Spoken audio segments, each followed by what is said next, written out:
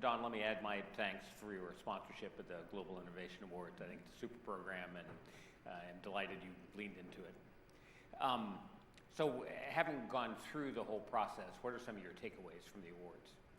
Absolutely. Thanks again, Paul. I appreciate that question. I was very struck across all three categories of how resilience was showing up, right? Whether it was looking at giving and creating more resilience for an individual, having an experience where they were availing themselves of an insurance policy, or creating resilience in how we look at taking risk, or businesses, or creating partnerships. So really taking it from trying to solve one specific risk issue to creating something that is scalable. Every single, across all the categories, all of the nominees and the winners, of course, all of their offerings were scalable. All of them were driving resilience in the marketplaces around us. And we heard people talk about making sure that they weren't a solution in search of a problem. How do you think about that at Lloyd's to make sure you're really focused on customer needs? Yeah, absolutely. It's a great question. So when you look at our marketplace as Lloyd's, we are a convening spot, if you will. We have over 100 underwriting businesses and managing agents. We have hundreds of Lloyd's brokers, all sorts of other partnerships, associations, and stakeholders to the marketplace. So when we started the lab 6 years ago, it was very important that they had a say, without making it sound too grandiose, in what sort of solutions were worked on in the lab. So when the applications come in for each of the cohorts, we have 2 cohorts for our accelerator program every year, and I'll talk about the themes in a moment for those. We get about 200 applications for each cohort. Those are then triple vetted at different levels, and ultimately it's triple vetted by members of the marketplace. So it is not us deciding this particular topic is interesting and flavor of the month. We're going to decide that everyone's going to be talking about a cyber product today in the whole cohort. That would be inefficient. What we want is for the market to be introduced to all 200 of these businesses through a very efficient vetting process, make a decision about who they might want to hear from more, and then those businesses come into the lab. They spend 10 weeks. They have an unlimited amount of opportunity to have mentors, all different shapes and sizes, whether they're brokers, underwriters, scientists, economists, mathematicians, etc. And then oftentimes what happens, and I think some of our panelists spoke about that today, what they come into the lab with, and a product idea might end up being a service at the end, or the other way around. So it's always fascinating to see that evolution. But what's most important is we are very focused on making sure that what is coming out of the lab are actually solutions to needs of today. And I think that bears out in the fact that of the over 120, I think now, alumni that we have from the lab, they've raised over $1 billion in capital. 97% of those companies are still operating in the insurance market today, whether as themselves or having been purchased, and they're still operating. And over 85% of them are still in the Lloyd's ecosystem, Lloyd's marketplace. So I think that sort of bears out the thesis that we are attacking and dealing with challenges and finding solutions for them. That's impressive numbers. And certainly as an outsider focused on innovation, I've been very impressed with what you folks have done, and was interested to see that actually one of the 3 finalists for the Predict and Prevent Award had gone through the lab. Actually, it was interesting. Remember, he said he went through twice. And failed once. Right. And I think that's so healthy, because that's what that ecosystem is there for. And the other programs that we have coming out of the lab as well, in that entire innovation space and academy space that we have adjoining it, are about how do you empower all of us to have a bit of a design thinking mentality, to not be scared of innovation, not be scared to innovate, try not to create silos around it, as we spoke about today. So all of that combined, and having the ability to come in, have it not work out, take a step back, come back in and say, help me get it to a better place. It's really important. Be able to fail. Yeah. Do you have some favorites that you'd like to cite that have gone through the lab? Oh, I love all my babies equally. I do. So I'm always reticent to name my favorites. I do have some, but I just think it's quite incredible, some of the geomapping capabilities that we have, the flood monitoring, predictive capabilities that we have. Cloud downtime, I think, is a fascinating topic. Certainly what we're doing about wildfire, and prediction and preventive services around wildfire. The list goes on, but what I am seeing that I find fascinating, and even in my short few years that I've been at Lloyd's, is that in the beginning, when the companies were coming into the lab, it was about product. Name of the game was create something, get some capacity, and see what happens, right?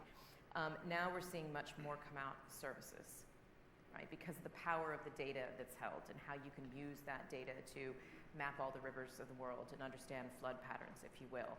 Attach then some parametric coverage mechanisms around that and provide something, or just provide a service. Some others that I think probably get short shrift and never get spoken about are the ones that help out with processing claims and regulatory filings, schedule of values assimilation, those things not maybe at times what we all talk about, but think about the hundreds of thousands of hours of time saved, right? And oftentimes that means faster claim payments for the end client. Right.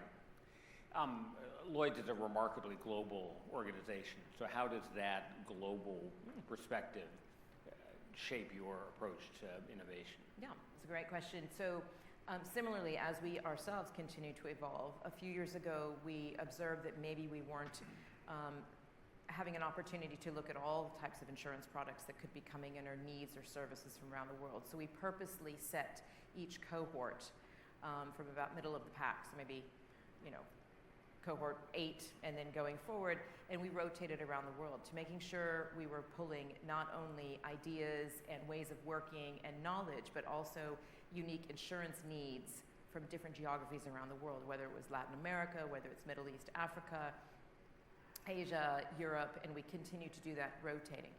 Anyone can apply. It doesn't mean that we're being exclusive to those areas, but we've made partnerships around the world, whether it's with governments, and I could speak about that in a moment, or other insurtech institutes or other insurance institutes to say, let's raise that momentum up so we can bring in some new fresh ideas. We had one cohort several years ago that was pretty heavy on the personal lines. Interestingly, Lloyd's is not necessarily a personal lines marketplace, but there is a bit there, and there's always learning, and most of it tended to be around sensor technology anyway, but that was really coming out of the Latin American market. And just to finish that as well, we have recently signed an MOU with the Dubai Ministry of Economy and Tourism to work with them on co-innovating together. We've done the same thing with the Bermuda Monetary Authority to make sure that we can co-innovate together and really tackle some reinsurance topics around natural catastrophe. I mean, we'll continue to do that around the world. It's a nice way to push out in a soft manner. So you talk about government.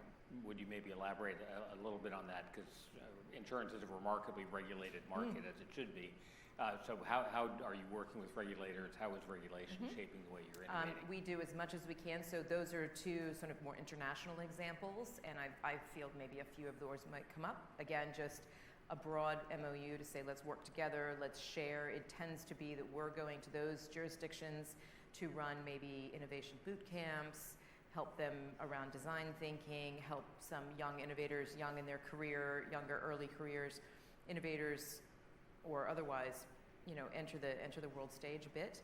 If you shift to the United States, what we tend to do, we spend a lot of time with the state regulators and surplus lines associations as well, the NAIC, and we really respond when they'd like to meet our alumni.